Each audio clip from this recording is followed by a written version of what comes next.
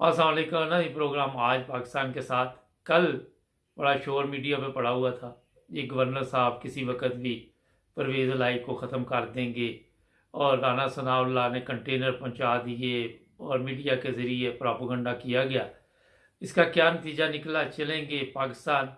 हमारे दोस्त हैं वहाँ पे, उनसे पूछेंगे जनाब ये क्या कल सारा दिन खिचड़ी पकती रही लाहौर में।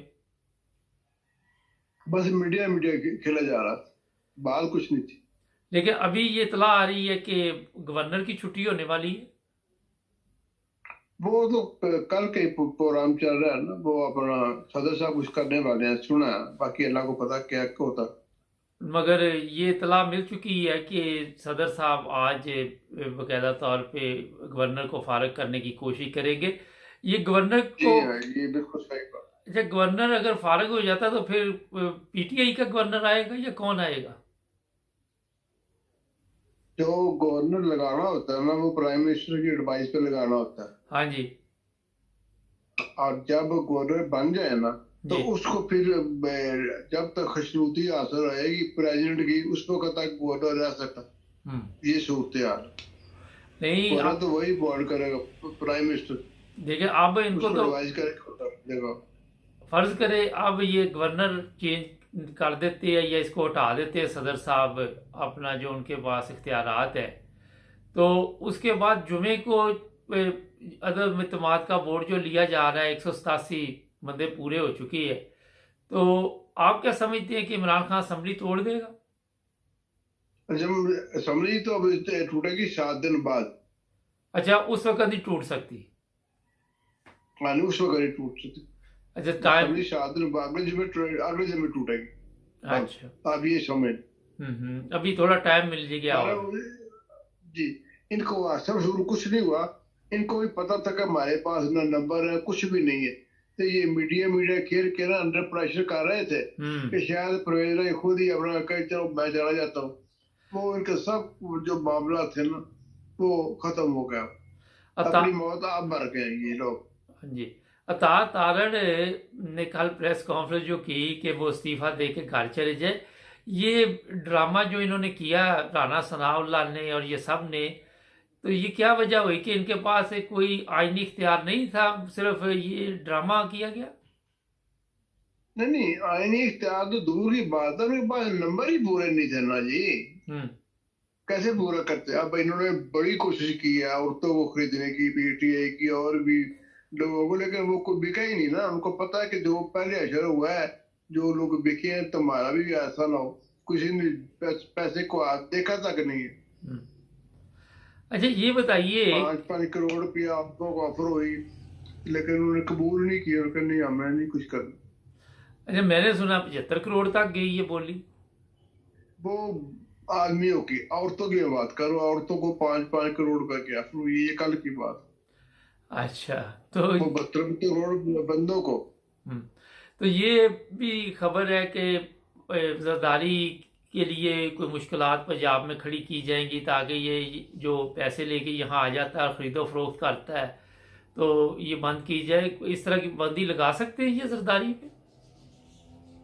कुछ ना कुछ हो जाएगा, हो जाएगा। इमरान खान बड़ा मुतमिन है अभी तक। आप क्या समझते हैं कि उसको अब काफी समझ आ गई है इन लोगों की? मैं सिर्फ एक ही बात कल भी आपको कही थी कि अल्लाह ताला ने हमारी बेहतरी के लिए उसका इंतखाब कर लिया। एक होता है मंसूबा मेरा और आपका, एक होता ही प्लानिंग अल्लाह ताला की, और प्लानिंग वही चलती है जो अल्लाह ताला की हो। अच्छा कल एक ऑडियो, मैं तो ये बात सुनी, एक मरियम की और इमरान की ऑडियो निकली है, फिर इमरान की और भी ऑडियो चल रही है। ये 2 नंबर ऑडियो तैयार की जा रही है जनाब। मुझे कल वो इमरान ने दिखाया ये कैसे आइडियो बनाते हैं एक मशीन के ऊपर बैठ के। अच्छा एक वैसे खलाकी सवाल है कि जो ऑडियो ये बना के भिजवा रही हैं, आप क्या समझते हैं कि कौम की जो नई नस्ल है या इनकी बहू बेटियां हैं या इनके घर के बच्चे हैं, वो जब ये सुनते होंगे ऑडियो, कोई अखलाकी तौर पे इनको शर्म आती है? जनाब मैंने आज जब से आपने प्रोग्राम शुरू किया था ना, तो मैंने आपको बात कही थी तो आप कहते थे यार ऐसी बात है क्या करो। मैंने कहता ये कंजरों की औलाद है, कंजरों को क्या फर्क पड़ता है। लेकिन अखलाकी आगे तौर आप पे बात तो समझ पूरी गए। कौम मेरा को। ये कंजरों का कौन सा इखलाक होता है, मुझे ये बताया ना, कंजरों का कौन सा इखलाक मगर होता है। कौम पे तो असर पड़ रहा है ना इनकी वजह से। कौम अब इनको समझ गई है, जो मर्जी ये कर ले, हम्म। अच्छा। कौम इनके बकावे में नहीं आएगी, ये आप बात मेरी लिख लें। अच्छा, ये भी मैं अपने देखने वालों को बता दूं कि सोशल मीडिया पे तरीका वारदात ये ढूंढा हुआ है टिकटॉक वगैरह पे कि ऑडियो लगा के ऊपर ऐसी चीज़ें लिख दी जाती है। अपनी ईमानदारी के साथ बताएं कि जो ऑडियो आप बना बना के डाल रहे हैं, आप अपनी बेटियों के साथ बैठ के, अपनी बहू के साथ बैठ के, या अपने जो भी वालिदैन के साथ बैठ के आप जो ऑडियो सुन सकते हैं। अच्छा, ये बड़ी अफसोस की बात है, मुझे खुद बड़ा अफसोस हो रहा था। मैंने तो नहीं कुछ सुनी क्योंकि मुझे पता था गांधी होगा उसके अंदर जो ऊपर लिख लिख के बोर्ड लगाए हुए। अच्छा सर, ये बताएं कि अब जो सूरत हाल है कि आप क्या समझते हैं कि पंजाब गवर्नमेंट इमरान खान के हाथ में ही अभी तक जी बिल्कुल हाथ में है। नहीं जाती? जब जब तक परवेज लाई गद्दारी न करे उस लेकिन वक्त। लेकिन परवेज लाई गद्दारी अब मेरा ख्याल है कि सोच समझ के करेगा। आप क्या समझते हैं? मैं तो ये समझता हूँ उसका फ्यूचर ही इमरान खान के साथ था, उसका और खासकर उसके बेटे का। और ये भी अगर ये इमरान खान को धोखा दे जाएगा तो वो समझो खत्म हो गया, हो जाएगा। और ये भी इतला है कि ये परवेज लाई ने इसलिए पता खेला कि अगले जो इलेक्शन है उसमें भी ये वजारत आला लेना चाहता है। अब ये इमरान खान गलती करेगा दोबारा? इमरान खान जो है ना वो शरीफ आदमी बात मान जाता है। मैंने तो उसको मेरा ख्याल है कि मैं जाऊं जमान पार्क, इमरान खान से मुलाकात करूं। तो चले जाइए, आपको कौन सा और मसला इसको है? नहीं नहीं, हम तो हमारा मेरे बेटे का दफ्तर भी उधर ही है जमान पार्क में।